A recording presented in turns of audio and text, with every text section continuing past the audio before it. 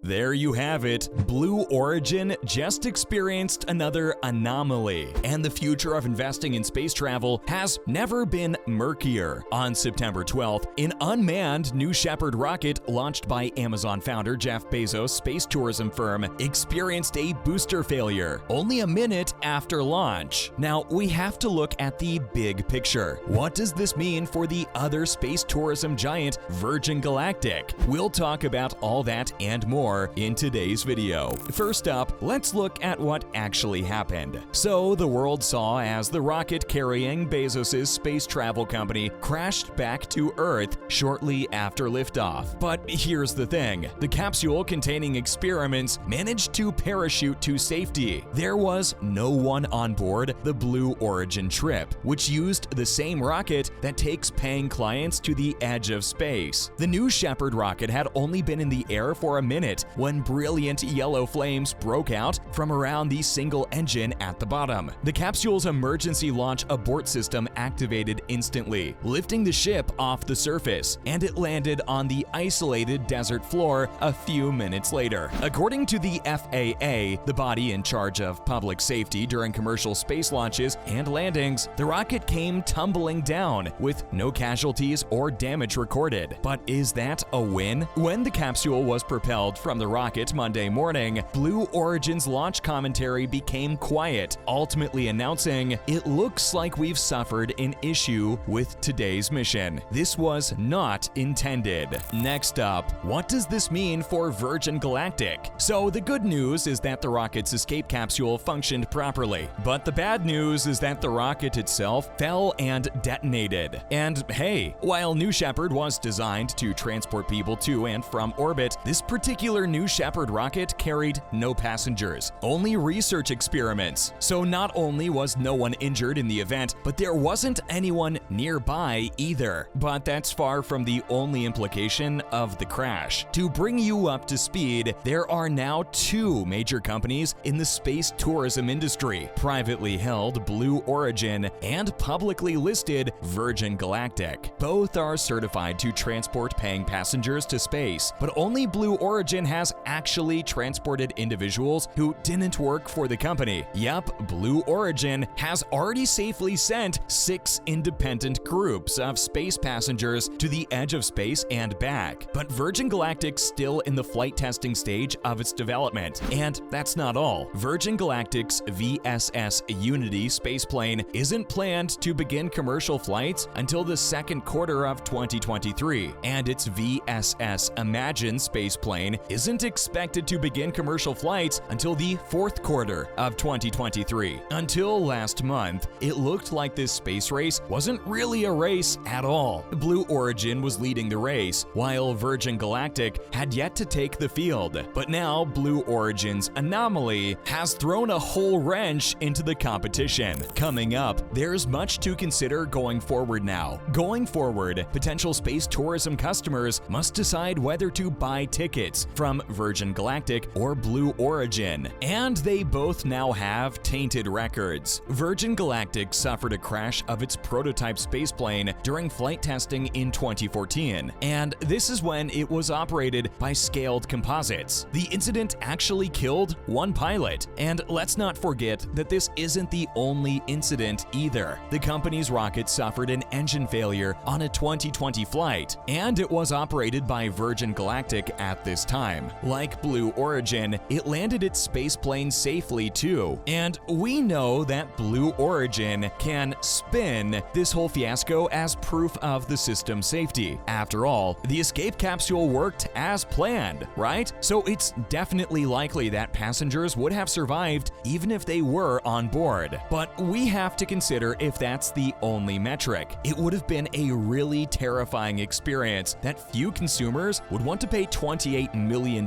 for. And hey, whether customers are prepared to gamble with Blue Origin with this month's abnormality or not, the government may have a say in it too. The US Federal Aviation Administration has launched an inquiry into the incident, and Blue Origin won't be able to carry people to space again until the study is completed. They need to see what caused the failure, after all. Next up, Congress wants the FAA's inquiry to be transparent transparent. The House Subcommittee on Space and Aeronautics wants the FAA to provide clear answers on what caused Blue Origin's launch anomaly. Since Blue Origin is also using its New Shepard rockets to launch humans on suborbital flights, Congress leaders of the House Science Subcommittee on Space and Aeronautics published a letter requesting more openness from the FAA. According to the letter signed by Subcommittee Chairman Don Bayer and Ranking Member Brian Babin, they and other members take their oversight responsibilities on commercial spaceflight seriously. Depending on how long the FAA investigation lasts, Virgin Galactic could use that time to catch up with Blue Origin. But to be honest, it would have to be a long investigation for the company to finish wrapping up its own test flight program and launch a crewed mission before the FAA completed its work. Let's look at what this means for the space tourism industry. If we look at the big picture, the wrecked rocket will highlight the risks of space tourism, making it impossible for Blue Origin and Virgin Galactic to sell all of the tickets required to remain profitable. Not to mention, it'll also serve as a reminder to investors about what can happen to their shares if either business suffers a major crash. As much as we like the notion of investing in space, there are obvious risks involved. Up next, the incident may define Blue Origin. If we look at the accident, it happened while the rocket was traveling at almost 1,126 kilometers per hour at a height of around 8,500 meters. Following the disaster, there wasn't any footage of the rocket, only the capsule, and the crash happened around the point where the rocket was under the most pressure, known as max Q. According to the webcast, the capsule reached a maximum height of more than 11,300 meters. 36 experiments were on board to experience weightlessness for a few minutes. NASA funded half of them, with the majority coming from students. It was the 23rd mission for the New Shepard program, which was named after the first American in space, Alan Shepard. This was the 7th flight of this rocket capsule duo, dedicated to flying experiments. You have to remember, Blue Origin's most recent flight with paying clients took place barely a month ago. The company has taken 31 passengers on 10-minute flights, including actor William Shatner. So this accident may stop any more celebs from taking a chance on Bezos's once-in-a-lifetime flight. It'll be a difficult road for them to manage the PR and earn back the trust they lost in just a minute. Now for some more Blue Origin news you might have missed. Coming up next, Blue Origin, now helping recruit future space workers. The company, located in Kent, will be one of many firms collaborating with the National Space Council to promote space-related STEM activities aimed at inspiring, preparing, and employing the next generation of space workers. Vice President Kamala Harris announced additional pledges from the U.S. government, private sector corporations, education and training providers, and charitable groups during the National Space Council's second meeting. According to a White House statement, the country requires a competent and diverse space workforce to manage today's difficulties and prepare for tomorrow's discoveries. Because of this, the White House issued the Interagency Roadmap to support space-related STEM education and workforce. Blue Origin,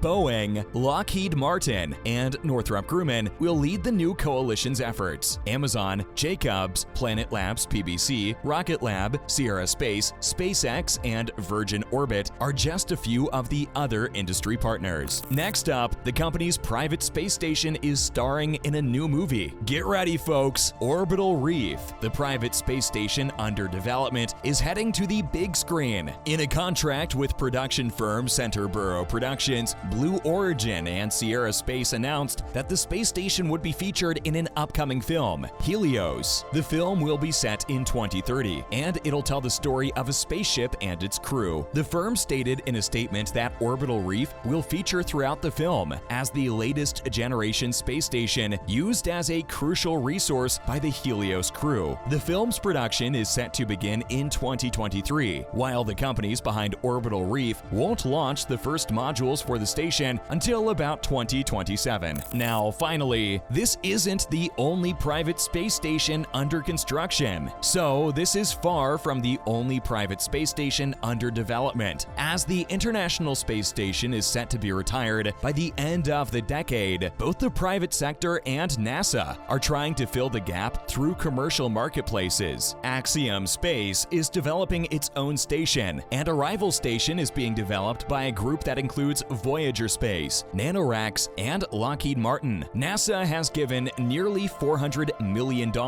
in contracts to 3 teams, led by NanoRacks, Blue Origin, and Northrop Grumman, to continue building their commercial space stations. The contracts were given out as part of the agency's Commercial Low Earth Orbit Destinations program. That's a wrap for this video. How do you think this crash is going to affect space travel companies? Let us know in the comments below. Make sure to give this video a thumbs up and subscribe to our channel for more videos like this. See you in the next one. Thanks for watching.